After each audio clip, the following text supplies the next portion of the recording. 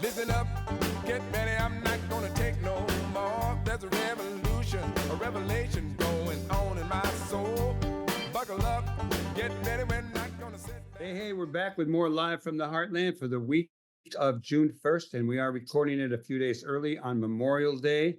And the YMCA is closed today, but most mornings I'm driving up along Sheridan Road and then around up there the borderline between Evanston and Chicago.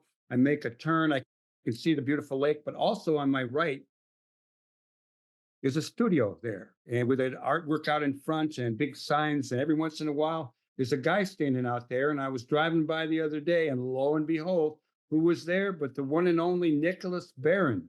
Nicholas has been on this show before, both about his artwork, about his music, and it was great to stop and talk to you. And I'm glad I talked you into coming on the show. So how are you doing today? Doing great today. Excited to be with you. That was awesome seeing you the other day, driving by. You stopped. Yeah, I did. I pulled over. It was fun. I didn't get out of the car, but I will soon. Tell us a little bit about your studio, and you're having a studio, out in the open, for people to stop by. I know, I do that with my photography on Sundays, Yes. and it can lead to great things. Like in this case, you were out there, and it led to me stopping and talking to you. Talk about it. Well, I think the nature of where I've come from is street art and street music, generally speaking. And I think the idea of being public art or being outside and not, it's sort of, exposing and showing spontaneity and color and personality. And so, I've had the space for 5 years. I live in the building. I have a water view, which is life-changing, sort of a metaphor. I have a water view. I started painting the wall in the alley about 2 or 3 years ago, sort of piecemeal, and it's kind of grown. Someone tagged me with a big black heart, strangely enough.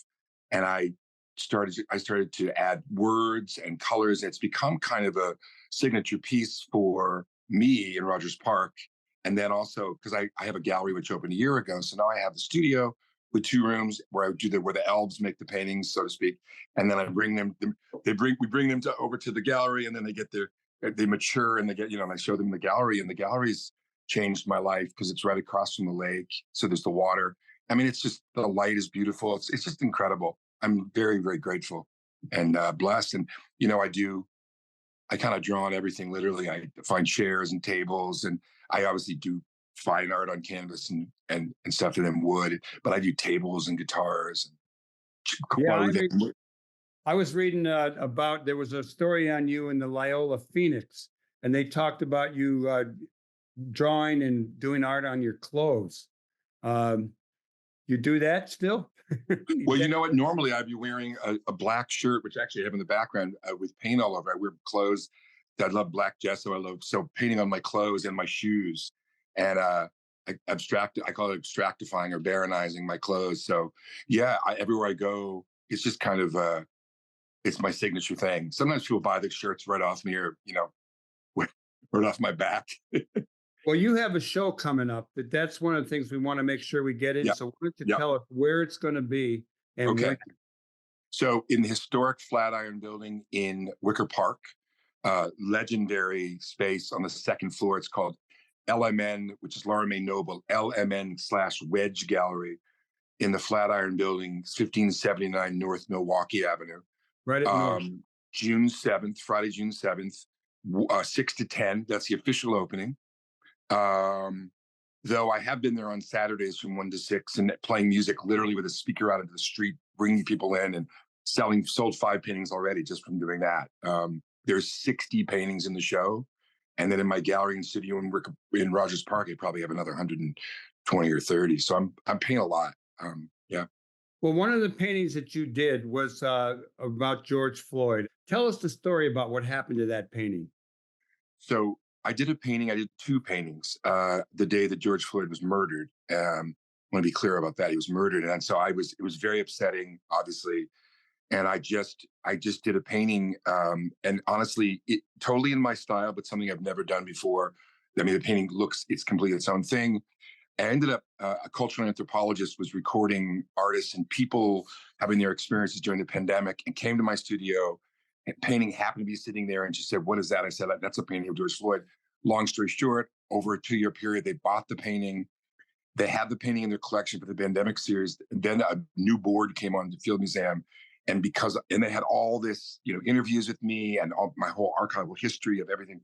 And they decided because I was white that they couldn't have a painting of George Floyd by a white artist, which is I had obviously mixed feelings about. And long story short, last September, a Black couple came in who live across the street and bought the painting from me.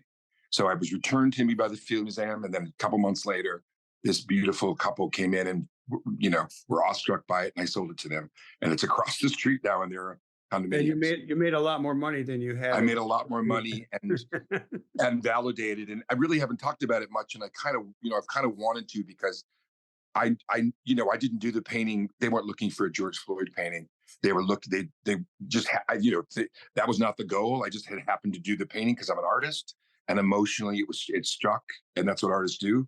And, there's language in the painting, and there's a lot of stuff going on, narratively. Well, Nicholas Barron, why don't you tell us a little bit how you got into being an artist? Because I know you come from a line of artists. Yeah, my dad, William C. Barron, he was Roy Lichtenstein's assistant professor at Rutgers, which is, just this incredible story. He babysat his kids. He was assistant professor. And then within 1 year was discovered and became the pop icon of the 60s. My dad stayed friends with him. And, my dad was too humble. He never really asked for his help too much. My dad did experimental paintings and abstract paintings. And I grew up in Marblehead, Massachusetts, with big metal sculptures in the front yard and abstract paintings all over the walls. Now both my sisters are artists full time. I'm an artist full time as well as a musician. And he just he would sit with me and just talk to me about art and being an artist and form and composition, and changed my life. Yeah. You do some wonderful work. I got to say, I really like it. Let me ask you to share with our listeners and our viewers where your studio and your gallery are located. So they're 7759 and 7765. They're 2 doors apart, on Sheridan Road, right before the turn into Evanston. You can't miss it. You go past Howard, you go around the turn. I'm right in the alley. That's also where the big mural I did is. And the gallery, I'm usually open Wednesday through Sunday, 1 to 5. And I'm usually, when it's nice out, I'm either painting in the alley, or, I have painted furniture out in front of the studio with a painting I put against the pole. I just, whatever to do to get, it's a spectacle to get people to stop and, and look at my work, and often buy my work, which is pretty miraculous. It worked for me. And it worked for you, man. But the We've other been friends thing, for a long time. Tell people where you're playing, because last time you were on the show, and you've been on a couple of times, both in the WLUW studios downtown and back in the Heartland Cafe days, you were on the show then too. And usually it was playing music. Why don't you just tell people right now where some of your music gigs are going to be in the next period of time? Sure. Actually, June 2nd, so this will be the day after this interview airs, I'm playing at Simon's, which is a wonderful place in Andersonville, 5210 Clark. They have some of the best bands in Chicago play there. It's with my band, Nicholas Barron and the Galaxy 5. So members of my band Swimmer, that was a pretty big band in the 90s in the Elbow Room. It's those guys. It's all original music generally. And it's, I call it blues and soul, funk and roll. It's improv, it's crazy words, it's blues, it's soulful, it's jazz, pretty amazing players, So yeah, that's this Sunday. And then June 30th, Sunday, June 30th, I'm playing at Tiny Tap on the Riverwalk 6 to 8. So that's the other one in June. Yeah. Nicholas Barron, while I got you here, why don't you tell people your email and your website? Email, sure. It's Birdie Barron, BIRDIE, last name Barron, BARRON @gmail, birdiebarron@gmail.com. And you got a website? Website is barronmindstudio.com. Barronmind, BARRONMIND studio.com. Yep. And what's your next piece of art going to be about? You got anything on your mind? Well, interestingly enough, I just got a commission, just completed it. I do these black and white basically drawings on canvas. A blues artist that incorporate words and my doodling and abstract stuff. But someone just commissioned me to do floral, botanicals, gardening stuff. So I just started doing a whole bunch of my version of almost like Cy Twombly meets Keith Haring. It's me, but so I'm doing black and white. I'm doing very abstract, colorful botanical stuff mixed with words as well. And that's kind of where I'm at this very moment. But everything is usually spontaneous and based on, the moment and so forth. Well, you're a busy guy. What do you do when you're not doing music or artwork? Do you I hang out with my best friend, my girlfriend, my partner, Daisy, where I am right now. And yeah, just try to walk. I would see you at the YMCA, right? That's where I'd see you. Try to walk, ride my bike. I've been going in the water lately. It's actually been not too bad. It's like 60, maybe 50 something. Wakes you up. Yeah, no, swimming in the lake is a great thing. I'm about to start again. I used to go in at least one time every month.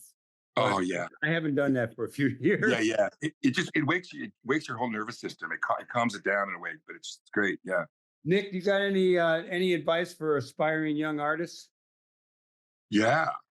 Wow. Well, so I call being an artist the divine affliction. Because if you're an artist, it's an affliction. It's not something you can help. It's not about money. It's not about the outcome.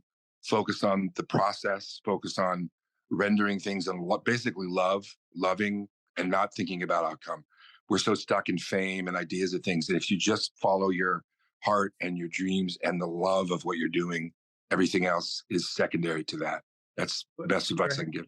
You're a hell of a guy. I'm glad you're my friend, and I will come see you at your studio and gallery before you know it. The next couple. I can't wait. I love you. Thanks so much. Okay. Thanks so much. Thanks, Hal.